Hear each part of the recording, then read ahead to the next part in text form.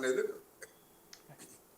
ప్రేమగాంధీ గారు, ఎక్కడైతే అన్యాయం జరుగుతుందో, లేకపోతే ఎక్కడైతే దోపిడీ జరుగుతుందో, ఎక్కడైతే అణచివేత జరుగుతుందో అక్కడ ప్రతిసారి ఇంకో 50 ఏళ్ళైనా కూడా నక్సలిజం అనేది పుట్టుకొస్తూనే ఉంటుంది. కాబట్టి దీన్ని అణచివేయటము ఎవరి తరం కాదు అనేది ఒక వర్షన్. అయితే ఎందుకు శాంతి చర్చలకి కేంద్ర ప్రభుత్వం అంగీకరించట్లేదు అనేది కోటేశ్వరరావు గారు చెప్పినట్టు ఒకేసారి అయితే ప్రభుత్వంతో జరపరు, మధ్యలో మధ్యవర్తులు ఉంటారు, షరతులు ఉంటాయి, ఇవన్నీ ఉంటాయి కదా.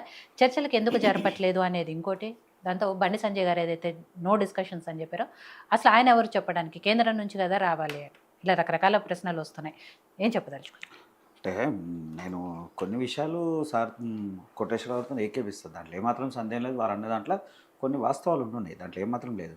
అయితే ఇక్కడ మనం గమనించాల్సినటువంటి విషయం, నిజంగా కూడా అణచివేతకు గురైపోయి అణచివేతకి ఇదయ్యి దాన్ని కసిగా తీసుకొని ఐఏఎస్ ఐపీఎస్ ఆఫీసర్లు అయిన వాళ్ళు కూడా ఉన్నారు. వాళ్ళు సమాజ హితం కోసం పనిచేస్తూ ఉన్నారు కదా. అంతే. తర్వాత కులాల వారిగా అన్నారు, దాంట్లో ఆ వర్గాలు ఈ వర్గాలు.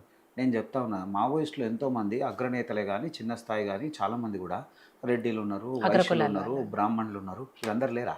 అంటే ఒక కులానికి ముద్ర వేసాల్సిన అవసరం కూడా లేదు. మావోయిస్టులలో ఖాళీ వీళ్ళే ఉంటారు అనేది అవసరం లేదు, అన్నీ అందరూ ఉన్నారు. ఇక్కడ మేము దానికోసమే, అంటే ఏ ప్రభుత్వం అనేది కాదు, తెలంగాణ ప్రభుత్వం వచ్చిన తర్వాత తెలంగాణ ప్రభుత్వం కేంద్రం కూడా సంబంధించిన ఒక పాలసీ మ్యాటర్ తయారు చేసి ఎవరైతే ఇలా మావోయిస్టులు ఉన్నారో వాళ్ళు లొంగిపోయినప్పుడు వాళ్ళకు సార్ ఏమన్నారు, ఆర్థిక ఇబ్బందులు, అంటే ఆర్థిక అంశాలు, ఆర్థిక అసమానత అనేటువంటి అంశం వచ్చినప్పుడు దీని మీద ప్రత్యేకమైనటువంటి ఒక శ్రద్ధ పెట్టింది కేంద్ర రాష్ట్ర ప్రభుత్వాలు. ఎవరైతే లొంగిపోతూ ఉంటారో రాష్ట్ర స్థాయికి సంబంధించినటువంటి నాయకుడు ఎవరైనా లొంగిపోతే రాష్ట్రం 8 లక్షల రూపాయలు, కేంద్రము 3 లక్షల రూపాయలు, 11 లక్షల రూపాయలు వారికి ఇస్తూ రక్షణ కల్పిస్తూ, ప్రత్యేకమైన రక్షణ, వాళ్ళకి అవసరమైనటువంటి వనరులన్నీ ఏర్పాటు చేయాలనేటువంటి ప్రభుత్వం, కేంద్ర రాష్ట్ర ప్రభుత్వాలు తీసుకునే నేను. అట్లనే కింది స్థాయి నాయకులు అంటే ప్రాంత స్థాయి నాయకులు ఉంటే 4 లక్షల రూపాయలు, కేంద్రం 1.5 లక్షల రూపాయలు, ₹1,00,000 మళ్ళీ కింది స్థాయి ₹1,00,000, మళ్ళీ కేంద్రము ₹1,00,000, 25,000 రూపాయలు నార్మల్ ఉన్నటువంటి వెంటనే లొంగిపోతే వాళ్ళకు పునరావాసం సంబంధించినటువంటి వెసులుబాట్లు ఇవన్నీ కల్పిస్తూ, అలాగే AK-47తో లొంగిపోతే కేంద్రము రాష్ట్రం రెండు కలిసి 10 లక్షల రూపాయలు వాళ్ళకి. ఆయుధాలు ఏవైతే ఆయుధాలు, మామూలు ఆయుధం ఉంది దానికి ₹2,50,000, SLRతో 2 లక్షలు, 305 రైఫిల్తో పోతే 1,50,000, UBN 15 ఇట్లా ప్రత్యేకమైనటువంటి ఆయుధాలతో ఉన్నటువంటి లొంగిపోయిన వాళ్ళు ప్రత్యేకమైనటువంటి వాళ్ళకు వెసులుబాటు కల్పిస్తూ వాళ్ళు ప్రజా జీవితంలో ఉండడానికి ఆర్థికంగా కూడా కేంద్ర రాష్ట్ర ప్రభుత్వాలు సహకరించినాయి వాళ్ళకి. అంటే తెలంగాణ వచ్చిన తర్వాత తెలంగాణ ప్రభుత్వం ఉన్నటువంటి కేసీఆర్ గారు చేతనం ఉన్నది. తెలంగాణ ప్రభుత్వంలో కేసీఆర్ కూడా దాన్ని ముందడుగేసి ప్రణాళికబద్ధంగా వాళ్ళు ప్రజాక్షేత్రంలో వచ్చినప్పుడు, వాళ్ళు లొంగిపోయినప్పుడు, ఎప్పుడైతే సామాన్యులు ఉండాలన్నప్పుడు వాళ్ళకి అవసరం ఉన్నటువంటి వనరులంతా కూడా కేంద్రం రాష్ట్రం సమన్వయంగా పనిచేసింది. అంటే అయితే ఒకటే ఈడ లక్ష్యంగా ఉన్నవాళ్ళు ఏంది, ఆలోచిస్తున్నది ఏంది, అప్పుడున్నటువంటి నాయకులు ఎవరు, ఇప్పుడున్నటువంటి నాయకుల వ్యవస్థ ఎట్లుంది, ఏం జరుగుతూ ఉంది ఏంది అనేటువంటి ఆలోచన. మీరు చెప్పారు, వచ్చిర్రు ప్రజాక్షేత్రంలో కలిసిపోయినప్పుడు కూడా ప్రజల్లో మమేకమై ఉన్నప్పుడు కూడా అటాక్ జరిగింది అని. నేను ఏమంటున్నా, సెంటర్లో ఉమేష్ చంద్ర ఐపీఎస్ అసంటోళ్ళ మీద అటాక్ జరిగింది. అరే ఇక్కడ మేము ఒకటే చెప్తా ఉన్నాం, అది చేసింది పీపుల్స్ వారే కదా, అది ఓపెన్ గానే ఉంది. నేను ఏమంటున్నా, నేను అట్లా జరుగుతున్నాయనే కదా.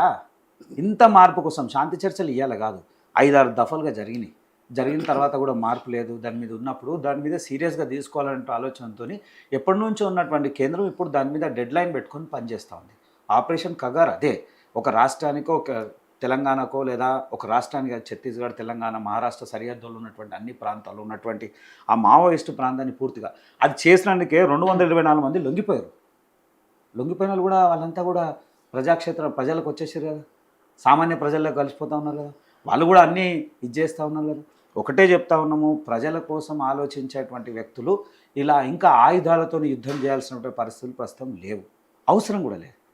మీరు రండి, ప్రజాక్షేత్రంలో ఉండండి, ప్రజల మధ్య నిలబడండి, ప్రజలతో మమేకం కాండి, మీరు అవకాశం ఉన్న ప్రతిసారి చేయండి. ఎందుకు ఉదాహరణలు మనం పేర్లు ప్రస్తావించిన అవసరం లేదు.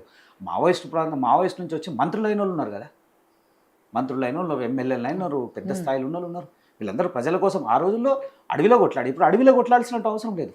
ఇలా నిజంగా మళ్ళీ మాట్లాడాలి చేయాలనుకుంటే గౌతమ్ గారు అంటూ ఉన్నారు 28,000 మంది ఈడబెట్టిర్రు.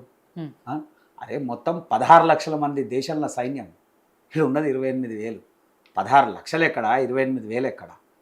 సందర్భాన్ని బట్టి ఎక్కడ ఏం చేయాలో చేస్తూ ఉంటుంది.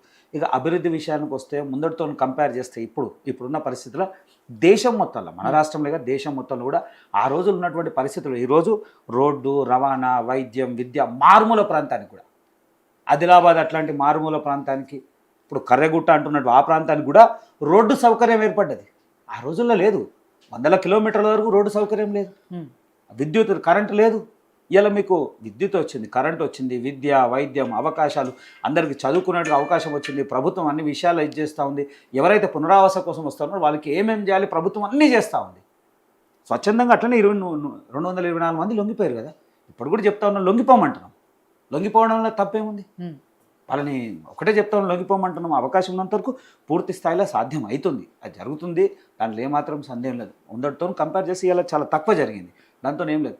ఒకటే ఈ దేశంలో దేశ రక్షణ కోసం, భారతదేశంలో దేశ రక్షణ కోసం అట్లా సైనికులు ఎట్లా పనిచేస్తారో అంతర్బంధంలో ఉన్నటువంటి మావోయిస్టుల కోసం కూడా చాలా సీరియస్గా పనిచేయాలని భారతీయ జనతా పార్టీ చాలా సీరియస్గా కగార్ అనే ఆపరేషన్ చేస్తుంది. ఖచ్చితంగా మార్చి వరకు పూర్తి స్థాయిలో చేసే ప్రయత్నం చేస్తుంది. ఒకవేళ కోటేశ్వరరావు గారి సొంటోళ్ళు నిజంగా కూడా జరగలేదు అని అంటే ఎన్నోసార్లు శాంతి చర్యలు జరిపిన 100 మంది లొంగిపోయినటువంటి దాఖలాలు ఉన్నాయి.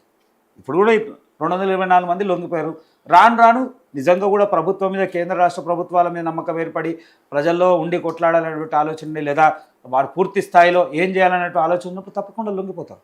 కొంతమంది ఆరోగ్యం పరిస్థితి లేక లొంగిపోయిన వాళ్ళు ఉన్నారు. ఆ రోజుల్లోనే చాలామంది పెద్దలు కూడా లేనప్పుడు, పరిస్థితులు లేనప్పుడు లొంగిపోయినట్టు. ఇలా అభివృద్ధి చెందినటువంటి దేశంలో ఇలాంటి పరిస్థితులు అవసరం లేదనే ఆలోచనతోనే భారతీయ జనతా పార్టీ ఈ విషయాన్ని చాలా సీరియస్ తీసుకున్నారు. సతీష్ గారు, ఇప్పుడు ఇవాళ ఆపరేషన్